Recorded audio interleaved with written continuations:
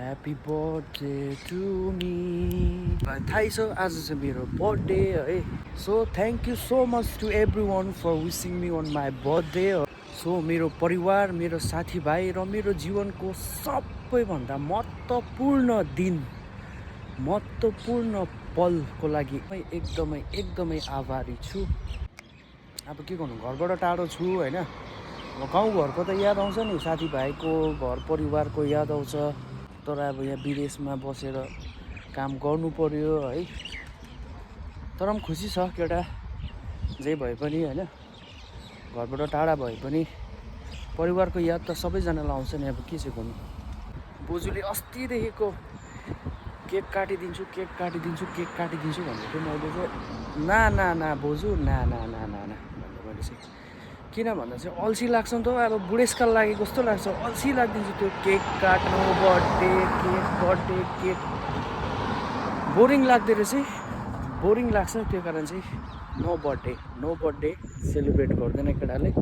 म जे छु यहाँ यतिमै खुसी छु भन्दैछु छु हो। सो अब केटाहरूलाई बर्थडे ट्रिट त दिनु मन लागिरहेको थियो। अब म छुइनँ त्यहाँनिर होइन।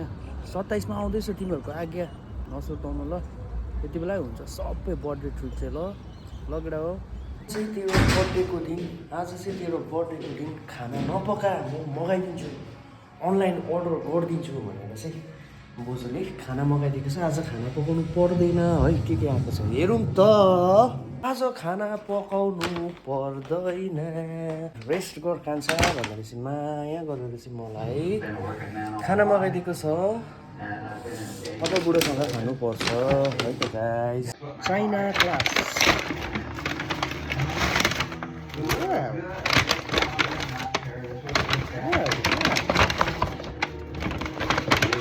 मगाएछ हौ खानेकुरा चाहिँ।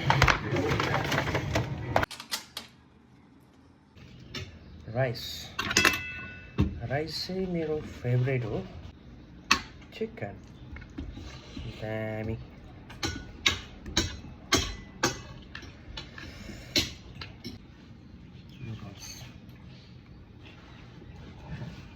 खाइलो गाइस। दुधबाट त मगाउँछ हो बाहिरबाट यस्तो खाना। अब त नपकाउँछु भनेर नि मलाई बिचरा माया गर्छ क्या धेरै मलाई।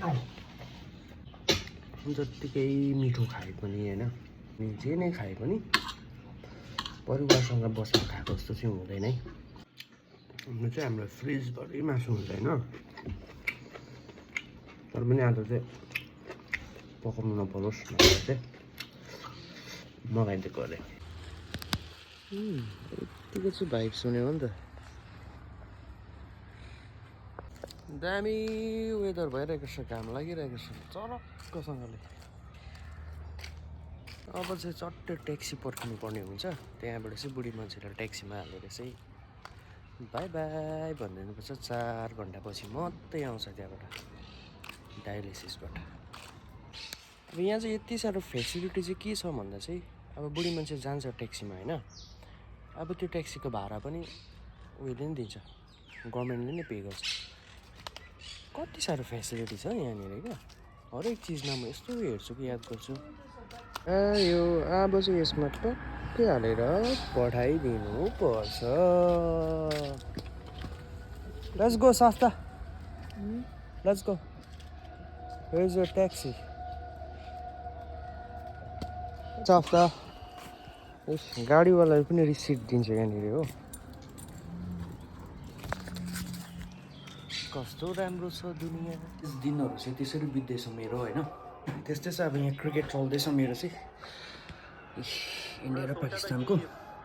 यो एन्ड्रोइड फोन चाहिँ मेरो क्रिकेटको टाइममा मात्रै काम लाग्छ, अरू बेला काम लाग्दैन हो। सो गाइस, मैले बर्थडेको उपहार चाहिँ मैले पैसा पाएको छु। त्यही पनि मैले नदिनु, मलाई के पनि चाहिँदैन नदिनु भनेको छोरीलाई आएर जबरजस्ती हातमा थमाइदिइहाल्यो हो। अब त्यति दिएपछि अब मैले पनि नाइ नस्ती गर्नु भएको छैन, अन्त थापेर राखिदिएँ। धेरै राम्रो छ मेरो फ्यामिली चाहिँ यहाँनिर। तर अब मैले यति दियो उति दियो चाहिँ भन्दिनँ, तर मलाई धेरै दिएको छ हो। So once again thank you Tali, thank you Saba, thank you Safta, thanks for support है। मलाई धेरै मायाको लागि एकदमै धन्यवाद। अनि तपाईँहरूलाई पनि धेरै धेरै धन्यवाद छ मेरो भिडियो हेरेर साथ दिनुभएकोमा होइन। हुन्छ गाइस, सबैलाई by by, love you guys.